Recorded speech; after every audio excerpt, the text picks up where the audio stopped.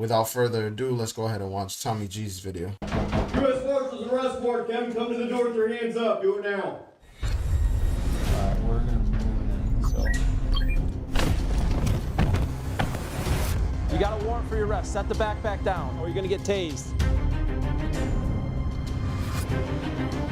Our mission is violent fugitives. That's really kind of one of our goals, is to make sure that we're shrinking their world smaller and smaller and smaller. They're doing it already.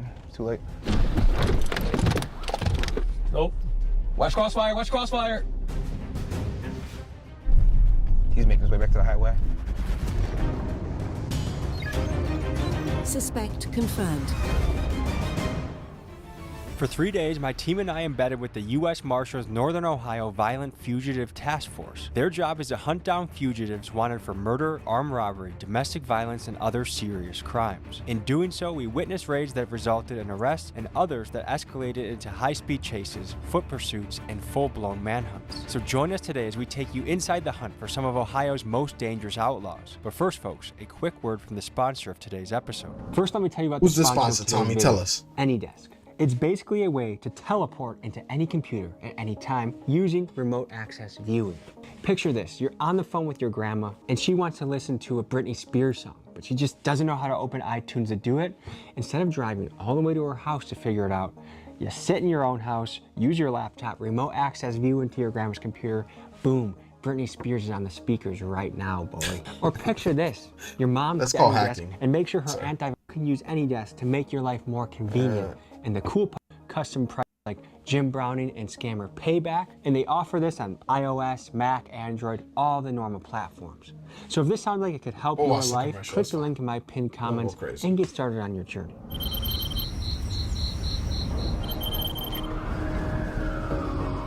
I'm waking up to go bust fugitives with the U.S. Marshals. It's a dream come true. A lot of these guys are willing to run, willing to fight, and so these marshals get themselves into some dangerous territory. Let's head to the office. Let's get some outlaws.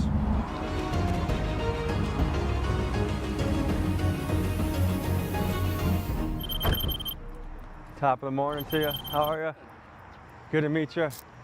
Josh. I'm Tommy. What's up, Tommy? Thanks for having us, man. How are you? Good, how you doing? Doing good. What do we got cooking? Handful of things brewing. Hopefully none of these guys are on your list. Nope.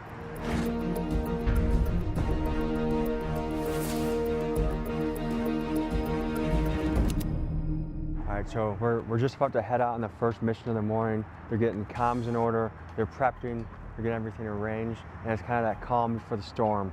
And you can tell that we're gonna be in a nice fleet heading towards whoever the first suspect is. And I just gotta say, so far, my money's on these guys. I'm just trying to picture the mindset of someone on the run. How are they moving? How are they operating? Like, it's not an easy life at all. Like, do you have a house to live at? Because they're probably getting hit immediately by law enforcement. There's a lot of logistical issues of being on the run. Just see how this all pans out. So you might be wondering who all is assembled here and how the U.S. Marshals operate. Here's how it works. In each task force, there are only a small handful of actual U.S. Marshals. The rest of the team are regional police that have been deputized by the Marshal Service and therefore given the authority of a U.S. Marshal while on duty for these raids. Within this group are Cleveland and Akron officers that are familiar with these neighborhoods and backed by informant networks that help provide the latest intelligence on these fugitives. They're also joined here by suburban and rural officers who bring additional muscle to the operation.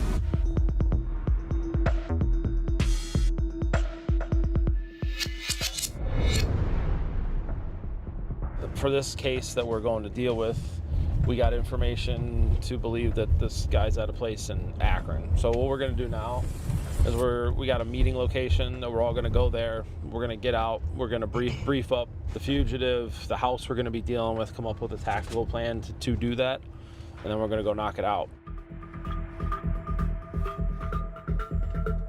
My name is Josh Lau. I'm a Deputy U.S. Marshal in the Northern District of Ohio. I've been doing this since 2010, so going on 15 years. We hunt down and arrest violent fugitives. Daniel Brown, I'm a Deputy United States Marshal. And how long have you been doing this? A little over 5 years. And how would you describe your job? Unique. It's something new every day. We go anywhere from a lot of surveillance, a lot of intel, a lot of working sources. People get violent, people start running from us, so it changes all day. Folks, the United States Marshals Service is the oldest federal law enforcement agency in the United States. It was founded in 1789 under President George Washington, and from the Wild West days tracking fugitives and guarding judges to enforcing desegregation in the Civil Rights era, the Marshals have kept themselves busy making American history. Today, their primary missions are as follows: apprehending dangerous fugitives, protecting judges, witnesses, and courtrooms, transporting prisoners, and ensuring justice across all 94 federal districts. The Marshals we are with today, their bread and butter is capturing violent outlaws, and that's what we go out today to do. So, what's an example of how savvy some of these guys are? It can go anywhere from like staying at a different location than they normally would to completely changing their identity, their look. Like, we've had guys that have had like long dreads, they go bald. We have guys that we've had people that dress up as the other sex, like as girls, you know, all the way to that extreme. Nuts. Just to try to get away. Oh shit. We're assembling in a parking lot so that we can go converge on the location, see who has the intel, see who has the contacts, and see if these guys can make a capture of a fugitive. The big thing to know about a job like this is you might see in the movies it's constant action, kicking indoors, but it's a lot of waiting around, letting the information come in, working the contacts, and then just scoping a place out. It might take hours before you actually take the shot and move in on somebody. So this is kind of a hurry up and wait situation. I'm a chef. Solid horses. Oh. You gonna making a sandwich? Yeah, look at that. He had us back to the camera for a reason.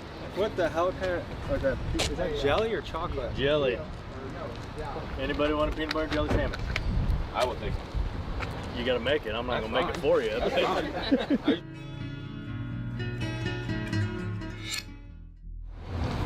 All right, guys, we're going for Mr. Terrell Sparks for dangerous drugs.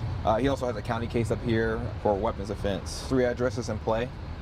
Just from what we looked at from his past history here. The address on the collateral that they gave us is the one that Ryan's looking at right now. He likes the most. Street. I got Hutch out there right now. He's saying no cars are there, nothing at all. He got pulled over in the past with this chick's car, got a ticket, whole 9 yards. The chick lives on Medina. There's a rental car right out front of Medina. That's his dude's MOs. You know, moving drugs in rental cars, going up and down the highway here. I'll send out those couple of addresses. With the 3 addresses kind of break up just in case we see him. That's fine. I think cars here should blend. So yeah, we should be all right. So we can get... If I got any questions, we'll be taking them down to the Fed courthouse. It's a clear cut. Cool.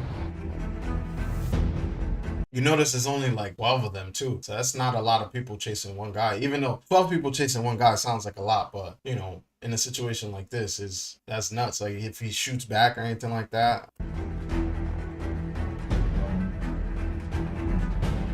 So what's the intel you guys got about this hit? Basically that he could be at one of these 2 houses. So as of right now, we have multiple people sitting on the residence. And we're gonna wait until we hear otherwise. Huge part of our success is the public. We blast out a fugitive of the week every week. What that does is that generates tips, you know, and we have the ability to pay tipsters for information that they provide. And the other part of that too is it's not always a money thing for people. There's a lot of good people out there just trying to do the right thing. What's he driving? Was that it? Is the car gonna be the here it gray is. Jeep?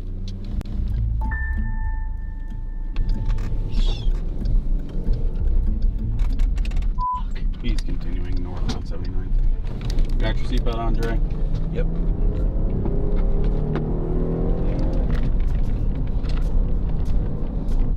Anybody still on him?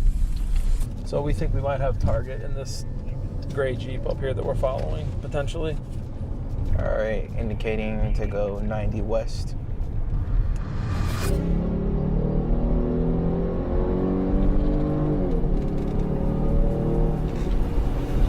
Alright guys, he got off at the Fulton Road, Fulton West 25th Pearl. Gonna go look in here.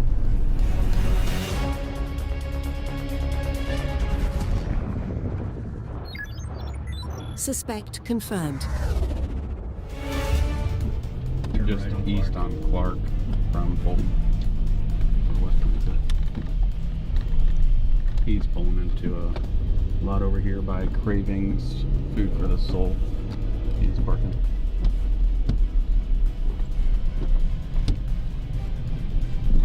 The boy don't even know he's being followed, I bet. When it's go time, when we're at the point where we think we know where fugitives at, there's a lot of things going through my head. I'm trying to evaluate, like, first and foremost, the safety of, like, my guys and girls that are out there, and then making sure we're paying attention to the safety of the people. There's that element of, man, I hope this person just complies, and I hope that, you know, this goes smooth and safe so that we don't have to do anything, you know, extreme to put them into custody, or they don't make bad decisions. I wouldn't be surprised if he ditched the car.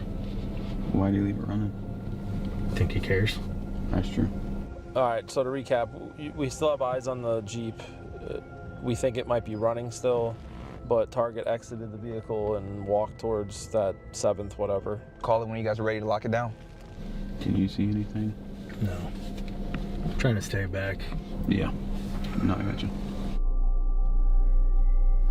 There's a black man.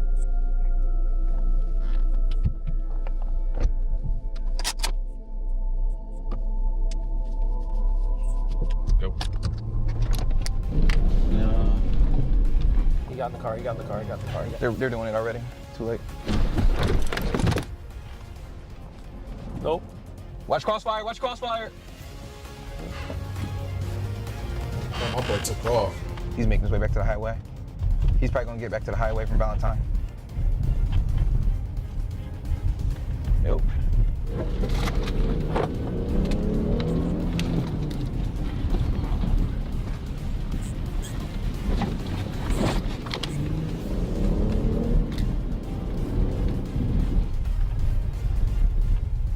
Oh boy, texting and driving? Come on, man. Come on, This is bro. Valentine. All right. Yeah, let's just kill lights and sirens for now. Let's let it settle down. We got That something dude working fled with from us. us. Not He sure got if he's going back away? to 71 or where he's gonna be going, but shit. he fled Oh, from boy us. got I'll see a picture of away. him, of his vehicle. I don't know if you guys got anybody in the area.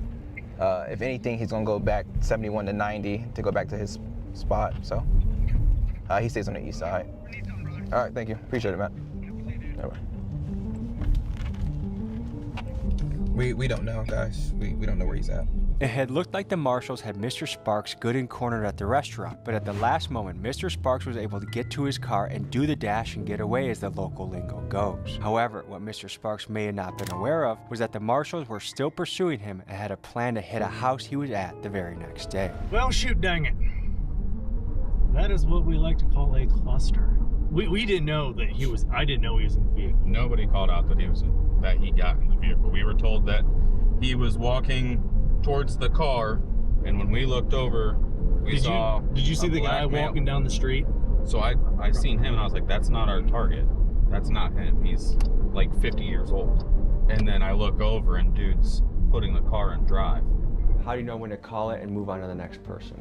First and foremost, like, safety is like, that usually dictates for us, like, when we're gonna leave something until the next day. Sometimes putting a little patience in, waiting, sitting there for another day, or coming up with other ways to know for sure that he's there. Yeah, I mean, you guys aren't chasing fucking geniuses, so it's not that hard. Let it chill out, catch him the next day. That's simple. And that's crazy. I've seen, you know, in the hood they're called jump out boys. I've seen them get out of the car and people just speed off on them. And I've always wondered, like, wait a second, why didn't they chase them? But I mean, I guess that makes sense. They're worried about their safety. And, you know, they're probably watching other houses, so they're expecting him to go to one of these places that they know he usually frequents. So it makes sense.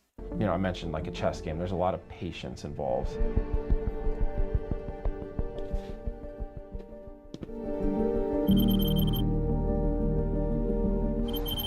It's morning number 2 of our hunt with the U.S. Marshals.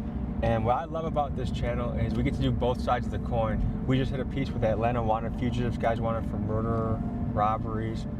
And now we're on the other side of the coin with the U.S. Marshals. And it looks like we have a lot of busts lined up this morning. I'm excited to see some action, see these guys make a capture. So we'll see what they have cooking when we hit their office in just a couple minutes here.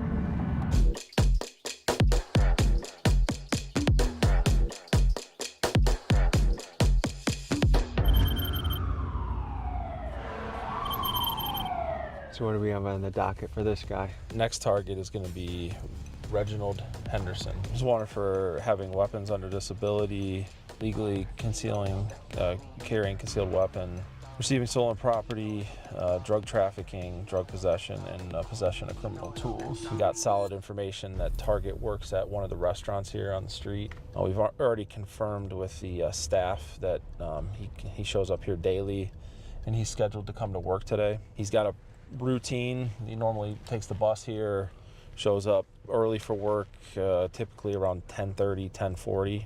Goal here is we're hopefully going to spot him soon enough, and then we're going to conduct an open air takedown here on the street, hopefully away from pedestrians. We do have information, credible information, that target is known to carry a gun. I believe staff and or friends of his have confirmed that with investigators. It's another one of our guys, that white Ford down the way.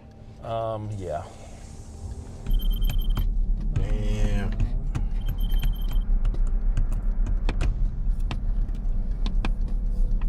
Worst case scenario, dude doesn't show up. I wonder if the car's tinted. I hope it's tinted, because if not, you can see right in that If he doesn't show up by 11, I'm gonna have Stevens see if they'll call him and check in on him, see like what the deal is. All right, I think we got him coming down the street right now. All right, south side of the street, so he's gonna be on that side. He might be. Gray pants, black and gray hooded sweatshirt. Should be coming up, like on your guys' left. Oh, yeah, I see him. He's on our right. He's on our right. All right, we're gonna let him pass. He'll let us pass us. I'll tell you when to start moving. He's like 2 buildings away from map room. Hold on. Let him stay right here. All right, let's dismount. Let's do this. Hands! Police! Keep your hands where we can see them. Let's go. Stop digging. You got headphones in? Take them out. Set the backpack down. Set the backpack down now, slowly. You got a warrant for your arrest. Set the backpack down. Put it down or you will be tased. Put it down. Let's go. Put it down. Set the backpack down now or you're going to get tased. Keep your hands where we can see. Walk. Let me see your hands. He look like he's trying to hide something. Turn around. Face the building. Face the building and walk backwards toward us. They can either surrender peacefully, or sometimes they barricade and hide themselves in whatever structure that we're dealing with, whether it's a house or apartment. And sometimes guys run. Hey, look, I'm gonna tase you in 2 seconds. Stop going towards the book bag. Put your hands on top of your head. Put them on top of your head. I'm giving you an order. Put them on top of your head. Put your hands on top of your head or you're gonna get tased.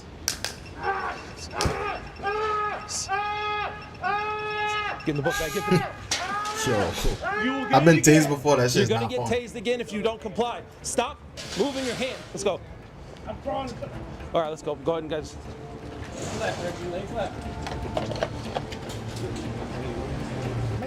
Man, he was making me nervous.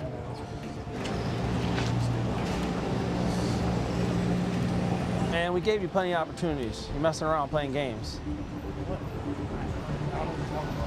You don't know what you're talking about? Okay. Gave you simple instructions. Put your hands on your head, walk towards us, and you kept walking back towards your book bag. We don't know what you got in the bag. You look like you were trying to run away.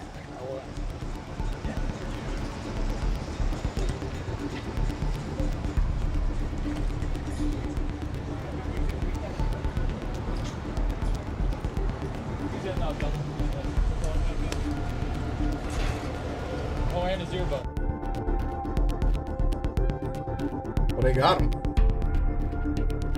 They got him. That's that. That's a crazy job though. I don't know if I want a job like that, man. Every day you go out, you could die, basically.